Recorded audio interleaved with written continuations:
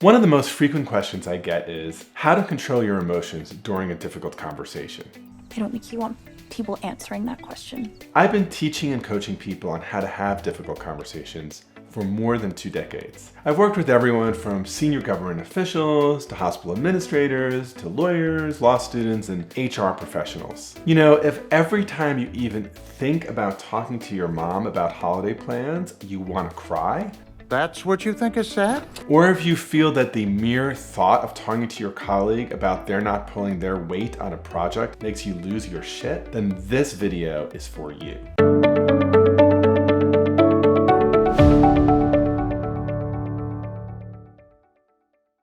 In this video, you'll learn the key strategies for controlling your strong emotions, whether of sadness, rage, insecurity, or grief, during a difficult conversation. First, let me be clear about what I mean when I say controlling emotions, because this is where things can get confused. By controlling emotions, I do not mean how not to have emotions in a difficult conversation. In fact, I'm going to lead with an important piece of advice. If you ever hear from someone who says, what's really important here is that you stay calm and rational in difficult conversation, I'd say you should stop getting advice from this person. Part of what makes a difficult conversation difficult is that there are strong emotions. So saying stay rational or stay calm is both unrealistic and unhelpful. What I mean by controlling your emotions in a difficult conversation is not how not to have emotions in a difficult conversation. What I mean is how to handle your emotions in a way that is productive and honest and helpful. So this video is not about not having emotions, but it is about how to handle them, even those really, really strong emotions, without being emotional. And there is a difference, and it's an important one. So now that we've clarified this, I want to say that the first step to controlling and handling your emotions during the difficult conversation is to do some prep work around those emotions before the difficult conversation. What does this look like? Well, whenever I'm coaching someone in preparation around a difficult conversation, I get them to write out the answer to a few key questions. First, what emotions come up for you when you think about having this difficult conversation? Second, what emotions come up for you when you think about the issues that are actually involved in the difficult conversation? Often, the person will come up with 1 or 2 emotions such as, I feel anxious and angry. Great. And then I'll ask, well, what else do you feel? And there might be a pause and they'll be like, yeah, I think that's it, they'll say. But I'm going to push, right? I'll say like, do you also feel worried? Oh yeah, definitely worried. And do you also feel sad? Yeah, kind of sad. Okay, well, what else do you feel? And then there'll be like a torrent of emotion, right? And I'll have the person write these feelings down. And sometimes they may be like, oh my gosh, what is the point of this exercise? That's a good and appropriate question. Here's the thing though. It's really hard to control something that you don't even know about. And so this is why the people who say don't get emotional or just stay rational are totally wrong. Because the reality is there are emotions here. And if you don't do the hard work of really spending the time and naming the emotions, it's going to be very, very hard to control them in the conversation. Because controlling something you don't know is almost impossible. Did you do that? No. But the other thing I ask people to do is to write out what are the kinds of things that the other person might say or do in this conversation that might cause some kind of outburst of emotion. Most of us don't find this prep work to be particularly fun, and understandably so. But again, the more we explore this terrain of what the other person might say that would cause us to feel overwhelmed with emotion, the more we can prepare our responses in advance. So once we've mapped out this terrain, I'll then work with a client to talk through a range of things that they might say in response. We'll talk a little bit in more detail about that shortly. Once you've mapped out this terrain though, we're in a good position to consider this question. Should we actually consider sharing any of these emotions as part of the conversation? Now, again, I'm guessing at least some of you are thinking, geez, this is not what I was expecting. Why would I ever share any emotion in a difficult conversation? I mean, doesn't that make me weak or show that I'm vulnerable? The answer is one I give all the time, both as a negotiation and a difficult conversations expert. And the answer, of course, is one that many lawyers often give their clients, which is, it depends, right? There are a lot of really good reasons to share emotions, and there are a lot of really good reasons not to. But since it's actually easier to come up with the reasons not to, let me spend some more time on the reasons why you should share them. You see, sometimes What makes the conversation difficult is the emotions more than the issues being discussed. Let me give you an example.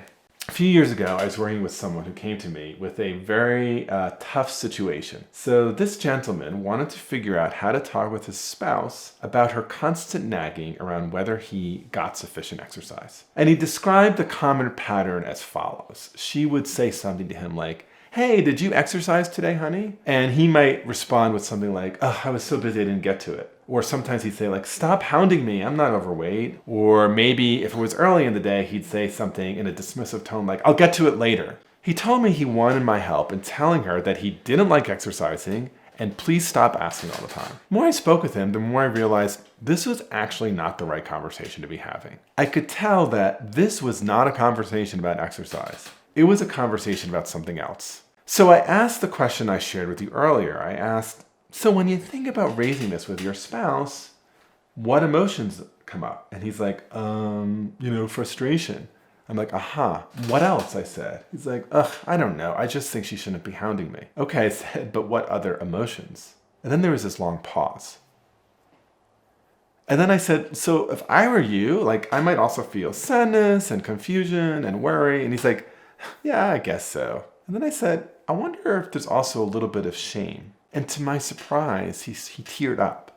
And he's like, yeah, like so much shame. And I was like, okay, like if you're comfortable, tell me more. And it turned out, right, what I learned is that growing up, he grew up in a family of athletic jocks. And he apparently was like the nerdy geek of the group. All of his siblings were 3 varsity letter athletes except for him. And so he always felt this like huge inadequacy for his lack of athletic prowess. And so now, years later, when his spouse is bringing up exercise, what it triggers in him is feelings of shame and sadness and inadequacy. And I was like, well, so does your wife know this? He's like, of course not. I was like, okay. I was like, so if your wife knew about all of these strong emotions, would she care about that or not?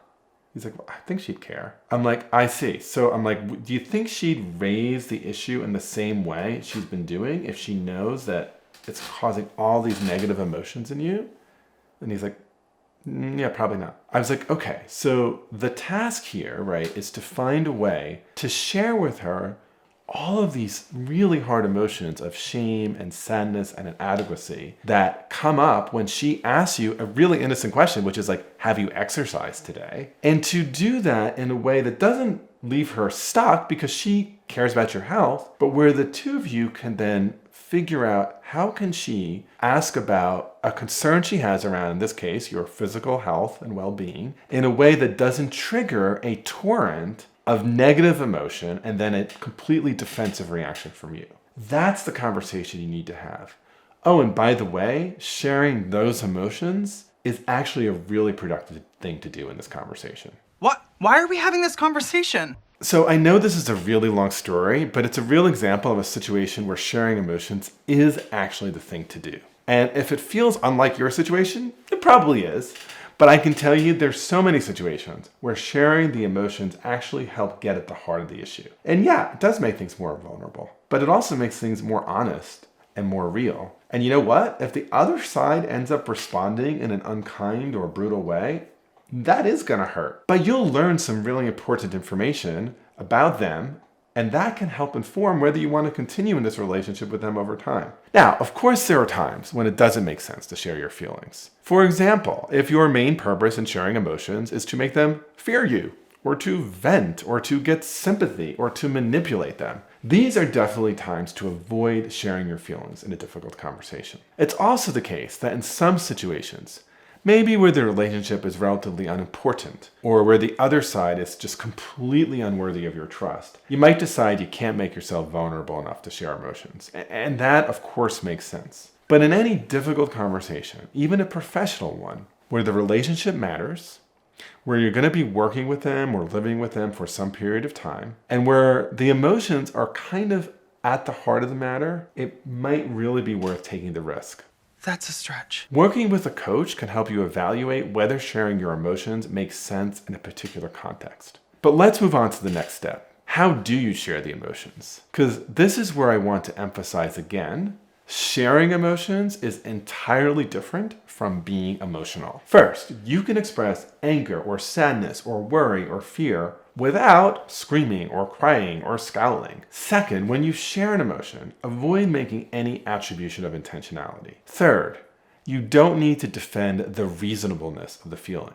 A feeling is just a feeling. And fourth, ask for their reaction to what you've shared. So, for example, if you're feeling sad, anger, and shame, you might say, discussing this brings up feelings of sadness, anger, and shame in me. I wonder what your reaction to this is. They might say, I have no idea where this is coming from. Instead of being defensive, simply say, I can imagine that, and that's why I wanted to have this conversation with you. I wanted to share the feelings and where I think they might be coming from. Let me add 2 more tips here. First, a common mistake that folks make is that they feel that they need to, quote, figure out their feelings before sharing them. For example, right, if you feel both anger and sympathy at the same time, you can think, well, I need to figure out which is it before I share it because, who is both angry and sympathetic at the same time? Truth is, humans often feel very conflicting emotions at the very same time. So if you are in a difficult conversation, one of the things I always say is embrace emotional complexity. You can feel and embrace a full panoply of emotions. I'd argue that moment happens daily. And this leads to the last important point that relates to both the preparation and to the execution. Sometimes, even the most prepared and the most skillful among us can get overwhelmed in a difficult conversation. So you should always prepare an exit strategy for such a moment. Before you go into a difficult conversation, be able to answer this question. If I feel completely overwhelmed, I will say this. Wow, this is affecting me more than I expected. I'm grateful for what I learned so far, and I'd like to have a bit more time and come back after I've absorbed some of the stronger feelings that can be more productive here. Or alternately, you might say something like, there's a lot of strong emotions coming up for me right now, and I wonder if we could continue this conversation at a later time when I could be really responsive to what we were working through together. If they push you, feel free to be more assertive without raising your voice or escalating or letting yourself be bullied into continuing. So you might say, listen, I can see you want to continue,